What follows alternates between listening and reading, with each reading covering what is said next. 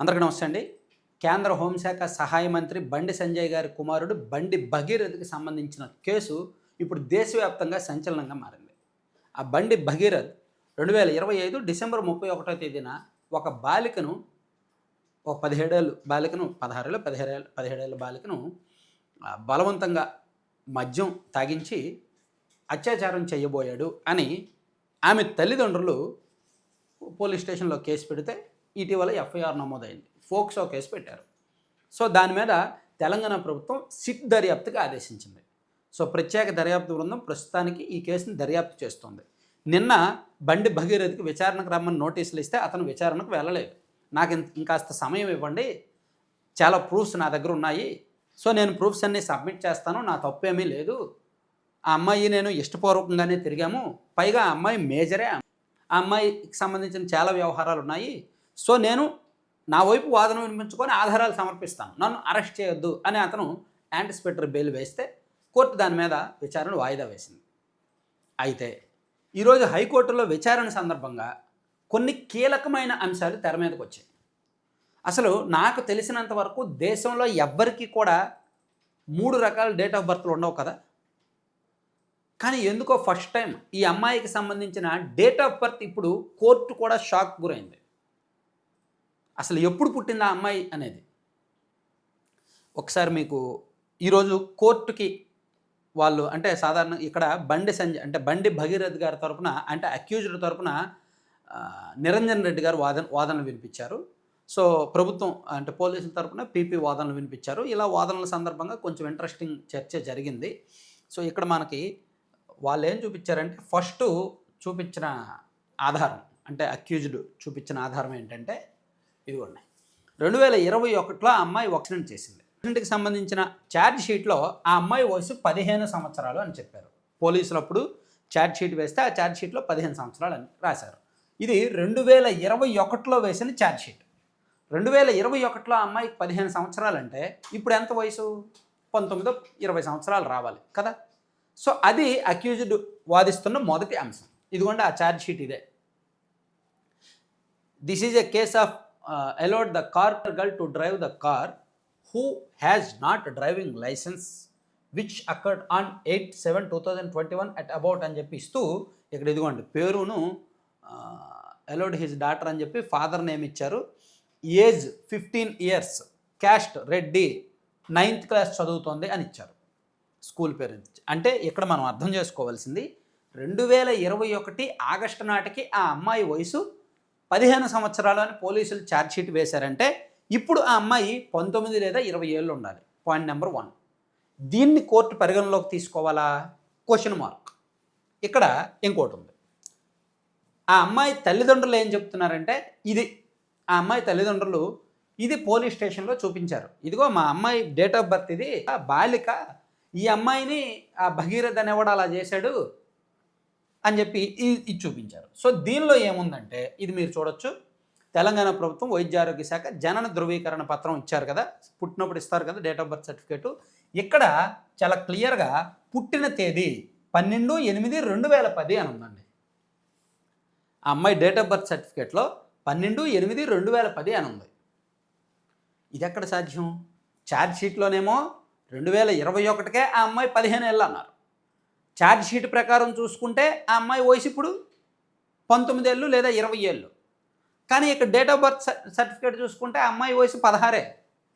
అయితే ఇది కూడా చూడడానికి లేదు. ఇది ఇంకో క్వశ్చన్ మార్క్.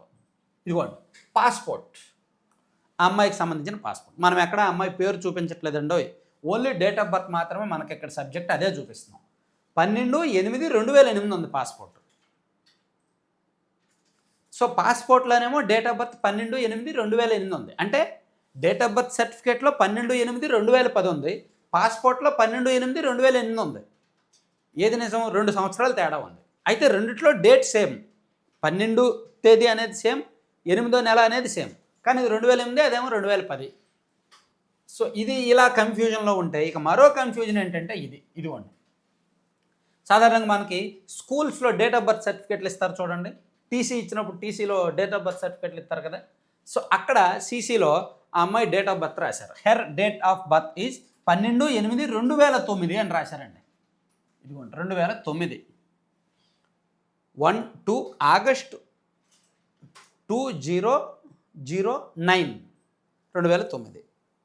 సో 2008 నిజమా, 2009 నిజమా, 2010 నిజమా, లేదా 2021 నాటికే ఆ అమ్మాయికి 15 ఏళ్ళు నిజమా? ఒకే అమ్మాయికి ఇన్ని డేట్ ఆఫ్ బర్త్లు ఎలా ఉంటాయి?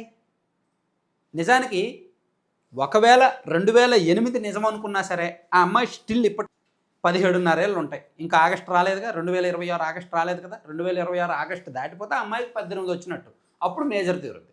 సో ఆ అమ్మాయి 2008లో పుట్టినా, 9లో పుట్టినా, 10లో పుట్టినా, కానీ 2021లో నమోదైన ఛార్జ్ షీట్లో మాత్రం ఆ అమ్మాయికి 15 ఏళ్ళు అని ఉంది.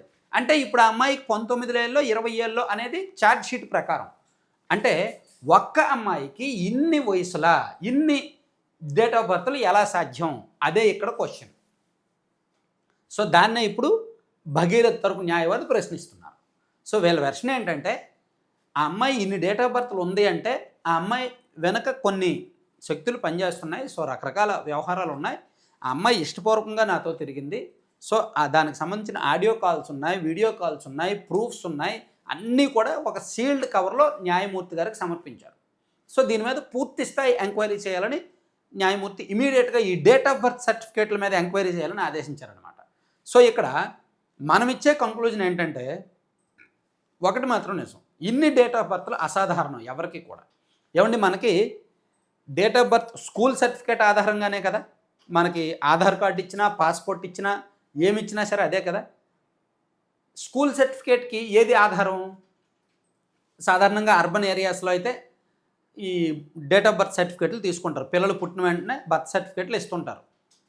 ఈ మధ్య ఒక 20-25 ఏళ్ళ నుంచి ఇస్తారు. ఇప్పుడు అంతకన్నా ముందు అయితే 80స్లో 90స్లో పుట్టిన వాళ్ళకి పెద్దగా ఉండవు. సో వాళ్ళకి స్కూల్ సర్టిఫికేట్లే ఆధారం. సో ఇక్కడ ఈ అమ్మాయికి డేట్ ఆఫ్ బర్త్, ప్రభుత్వం ఇచ్చిన డేట్ ఆఫ్ బర్త్ సర్టిఫికేట్ వేరే ఉంది, స్కూల్ సర్టిఫికేట్ వేరే ఉంది, ఆధార్లో వేరే ఉంది, పాస్పోర్ట్లో వేరే ఉంది, ఛార్జ్ షీట్లో వేరే ఉంది. సో అందుకే ఈ కేసు సంచలనమైన కేసుగా మారింది. సో ఏదైనా సరే ఒకటి మాత్రం నిజమండి, ఆ అమ్మాయి ఒక విక్టిమ్, ఇతను భగీరథ్ ఒక అక్యూజ్డ్. కాబట్టి ఇక్కడ జడ్జిమెంట్ చాలా కీలకం. కోర్టు కూడా చాలా నిశితంగా పరిశీలిస్తోంది. రెండు వైపుల వాదనలు కూడా చాలా బలంగానే ఉన్నాయి. పోలీసులు కొంచెం డెప్త్గానే ఇన్వెస్టిగేట్ చేస్తున్నారు. దీనిలో పొలిటికల్గా ఇంటర్నల్గా కూడా కొంత చర్చలు అండ్ కాంప్రమైజ్ వ్యవహారాలు కూడా నడుస్తున్నాయంట. సో కాబట్టి ఈ కేసు దేశంలో ఒక ట్రెండ్ సెట్టర్గా, ట్రేడ్ మార్క్గా కాబోతుంది. ఖచ్చితంగా ట్రెండ్ సెట్టర్గా కాబోతుందని నేను అనుకుంటున్నా. ఎందుకంటే ఒక కేంద్ర హోంశాఖ సహాయ మంత్రి మీద ఇటువంటి ఆరోపణ రావడం, ఆరోపణ చేసిన అమ్మాయి డేట్ ఆఫ్ బర్త్ సర్టిఫికేట్లు ఇన్ని బయటకు రావడం, వ్యవస్థ లోపము అండ్ ఎలా జరుగుతుంది, మన చుట్టూ వ్యవస్థలో ఎటువంటి లోపాలు ఉన్నాయి అనేది కూడా బయటపెడుతోంది.